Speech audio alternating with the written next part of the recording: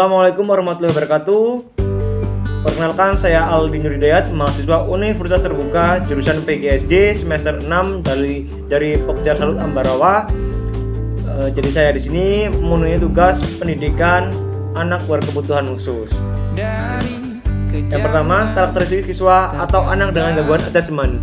Anak dengan gangguan kelekatan umumnya kesulitan membangun hubungan emosional yang sehat.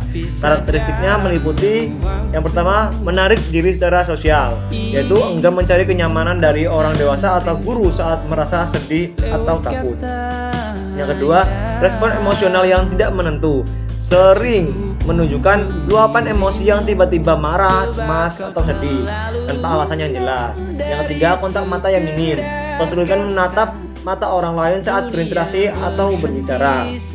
Yang keempat, sikap mandiri yang ekstrim, menolak bantuan orang lain dan mencoba melakukan segala hal sendiri, bukan karena mandiri secara positif, melainkan karena tidak percaya pada orang lain. Yang kelima, akrab secara berlebihan pada orang asing. Nah, sebaliknya, beberapa anak justru terlalu ramah atau bergelayut pada orang yang baru dikenal tanpa alasan batasan yang wajar, atau tidak ada rasa takut pada orang asing. 2. Strategi penanganan anak dengan gangguan attachment.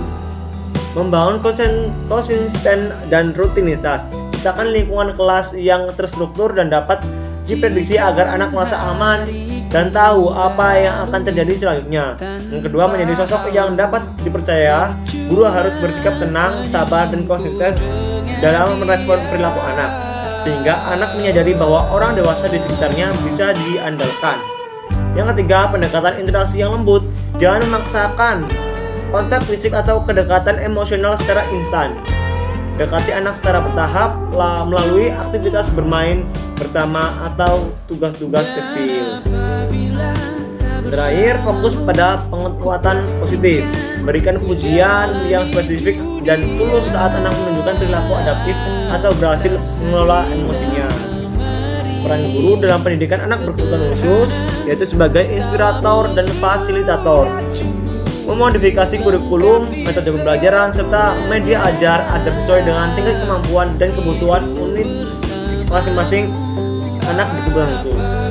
Sebagai evaluator dan observer, memantau perkembangan belajar, perilaku, dan sosial anak secara berkala untuk mengetahui efektivitas strategi pembelajaran yang diterapkan.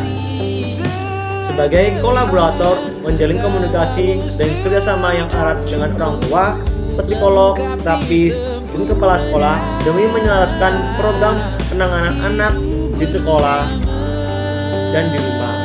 Menciptakan lingkungan inklusif, mengedukasi siswa reguler di kelas agar dapat menerima, menghargai, dan mendukung teman-temannya yang berkebutuhan khusus tanpa adanya stigma atau bullying.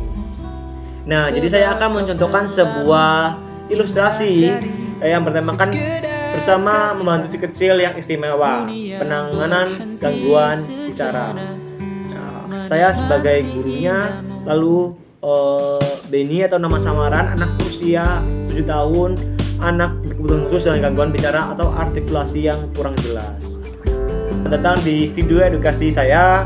Hari ini kita akan mengenalkan Benny, seorang anak hebat di kelas kami yang mengalami gangguan bicara, khususnya keterlambatan artikulasi atau speech delay. Secara fisik dan kecerdasan, Benny sama seperti anak-anak lainnya, namun ia kesulitan untuk merangkai kata dan mengucapkan bunyi huruf secara jelas. Karena keterbatasan ini, ada beberapa masalah yang sering dihadapi Benny di sekolah. Pertama, ia sering merasa frustasi dan tantrum karena keinginannya tidak dipahami oleh teman atau gurunya. Yang kedua, Benny cenderung menarik diri dari pergaulan karena merasa minder atau takut salah saat berbicara. Lalu bagaimana caranya kita mendampingi Benny? Nah, ada 3 cara strategi utama yang kami terapkan di kelas. Yang pertama, kontak mata positif.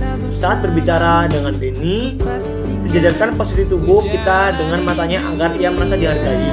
Yang kedua, menggunakan media visual. Kami menggunakan kartu gambar atau simbol untuk membantu Benny mengekspresikan apa yang ia mau. Yang ketiga, berbicara perlahan dan jelas. Berikan contoh pelafalan kata yang benar dengan artikulasi yang pelan tanpa mengejek kesalahannya. Nah, mari kita lihat contoh stimulasinya. Misalnya seperti ini. Nah, saya sebagai guru bilang seperti ini. Beni, ikuti Bapak ya. Apel.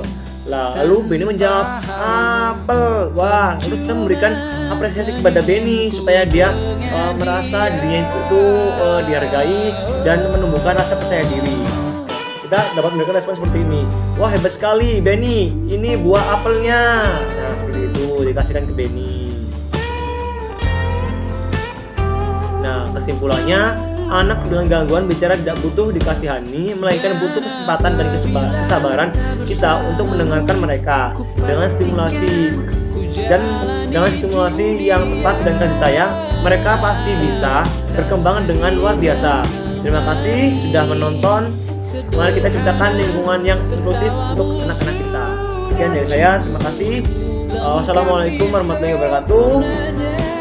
Dengan stimulasi yang tepat dan kasih sayang, mereka pasti bisa berkembang dengan luar biasa. Baik, itulah tadi video sedikit mengenai anak berkebutuhan khusus, speech delay atau keterlambatan dalam berbicara. Saya mohon maaf dan sebesar-besarnya apabila ada kesalahan, karena di sini saya juga masih belajar. Sekian dari saya, terima kasih. Wassalamualaikum warahmatullahi wabarakatuh.